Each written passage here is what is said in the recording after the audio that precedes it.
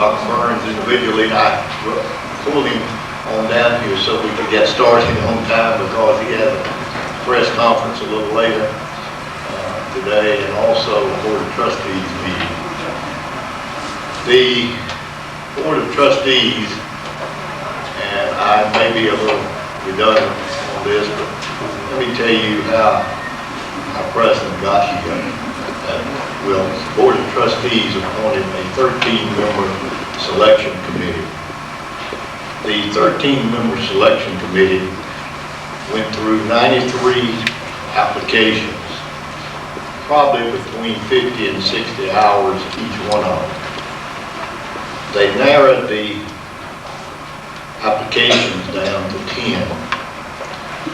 9 of those 10 chose to be interviewed for the position here at Wilkes. The selection committee of 13 people selected 3 and recommended to the Board of Trustees that they interview 3 of the applicants. The full board interviewed the 3 applicants and recommended to the state board that the approval of Dr. Gordon Burns. Last Friday, the state board approved Dr. Burns as your president. I have talked with him on several occasions. He is a fine individual, one that deserves the support of the people here and deserves the support of this institution.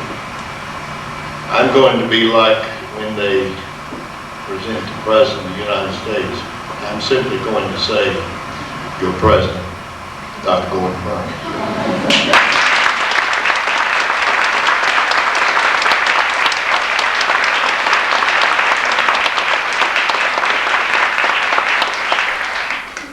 Thank you all. I can't tell you how pleased I am to finally be here in person to meet my new family. I have read about you, I've heard about you, I've dreamt about you. I eat and sleep and think Wilkes Community College. Much like that dog that perpetually chases that tire. You know, when you finally achieve that which you've desired and dreamed about your entire educational career, your first thought once you get it is, what am I going to do with it now that I've got it? And so I have spent considerable time trying to consider just that. What do I do with it now that I've got it? And that's a very important question, and one that will certainly be answered over time. But I don't come here today with a program. I don't come here with things that I am going to steal and borrow from Wilson, where I spent 10 years, or from Lenore Community College, where I've now spent 7.5 years as their executive vice president. I've come to learn in my experience that all of us are different. We're all community colleges. We're all part of the system of 58, but we're each unique because our communities are unique, the people we serve. So I don't come to you with a prepared agenda, with things to put into place immediately. I think if my strengths, I think my number one strength probably is that of learning about a college, learning about a community, listening to its people, and then quickly arriving at hopefully some good decisions that will move the institution forward. And that's exactly my plan for you when I arrive here next Friday as your president.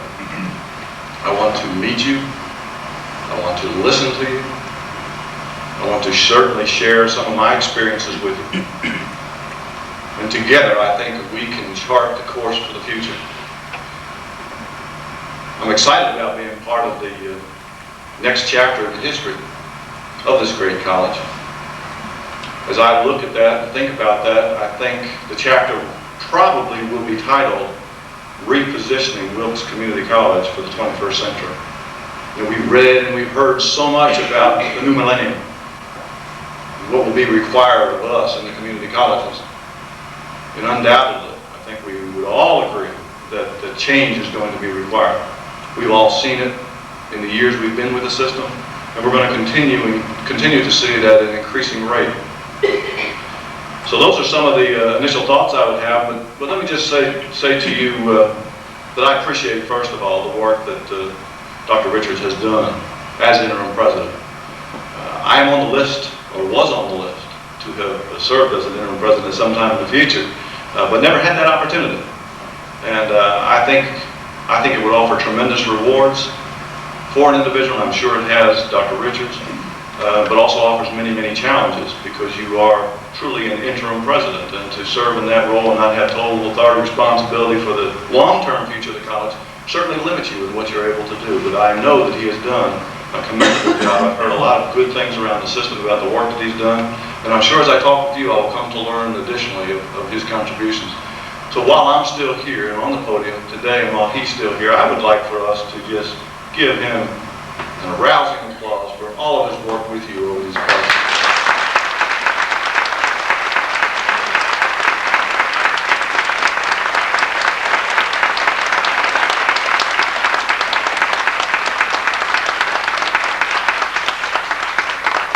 It's left me a great college and has positioned things for me, I think, to ease my adjustment as I arrive here next Friday.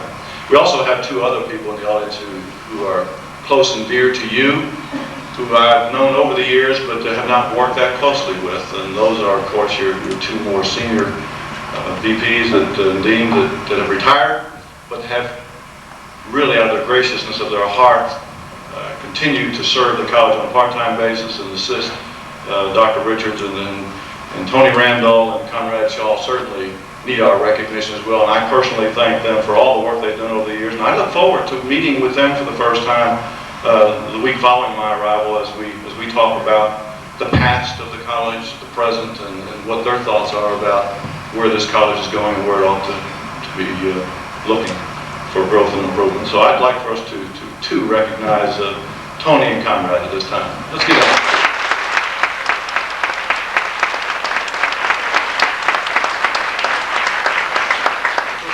If I didn't thank the students who, Michael especially, who was on the first screening committee.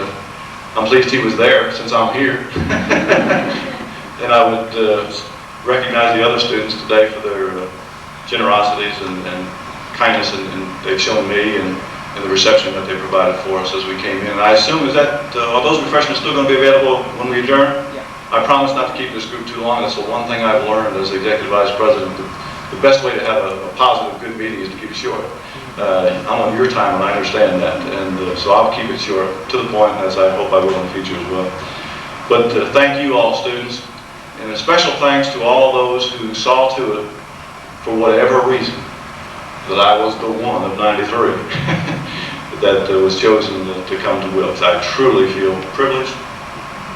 I appreciate the confidence that demonstrated in me, and I'm commit to you, pledge to you, that I'm going to do everything in my power over these next months and years to earn that confidence that you've placed in me, and to make you proud as a selection committee of that decision. So thank you, all those who were responsible for that. This is a very special day. I've been trying to think about what I could say of importance.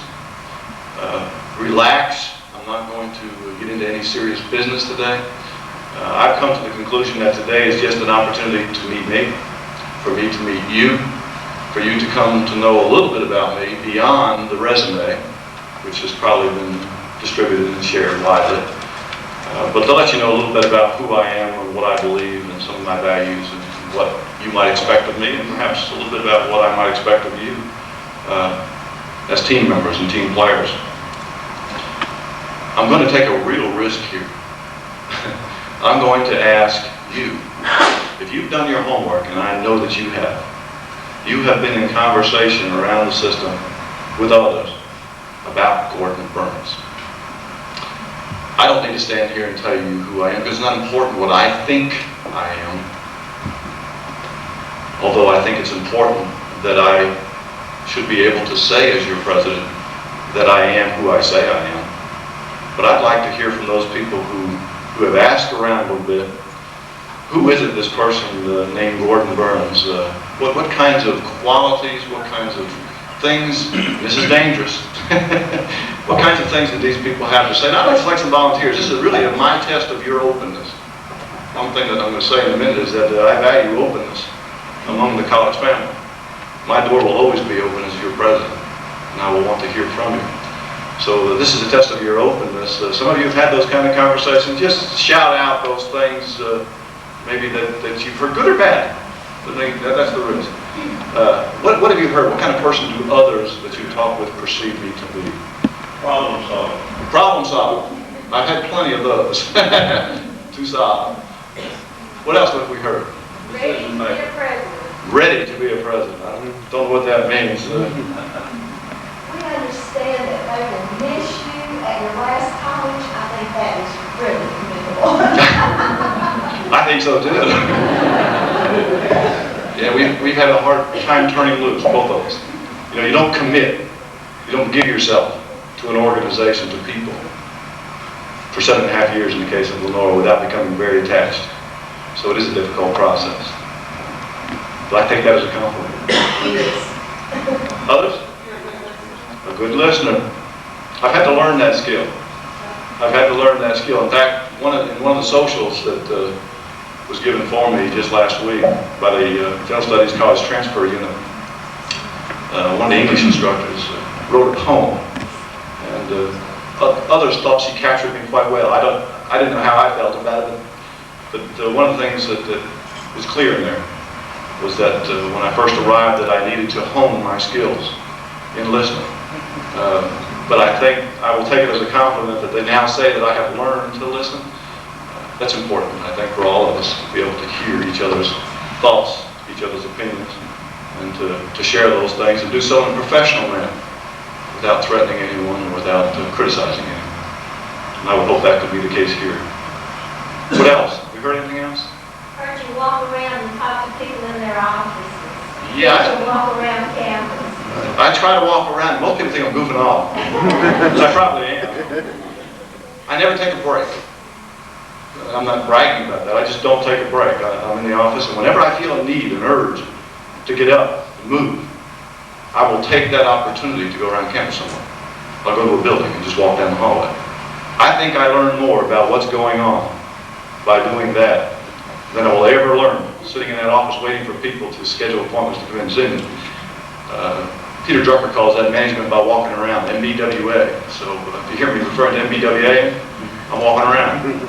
But I hope I'm doing some work while I'm doing that. And another thing I've learned is that as you do that, and as you talk with people in their places of work, that I find that they're much more open, they're much more willing to share what they're really thinking and feeling. And of course, that's what I want to hear. I don't want to hear just that which has been prepared and written and polished.